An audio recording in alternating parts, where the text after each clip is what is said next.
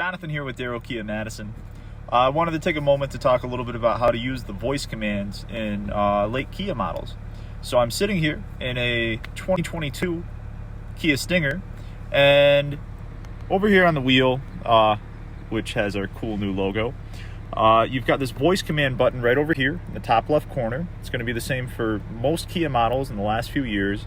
Now it'll do two things. If you press and hold it, if you're connected to Apple CarPlay or Android Auto, that's going to bring up your Bixby or Google Voice Assistant. Now, if you just tap it, please say a command. It's going to bring up the integrated voice commands for the vehicle. And you can tell it to navigate somewhere, to call someone using the Bluetooth, or a number of different functions with the navigation system.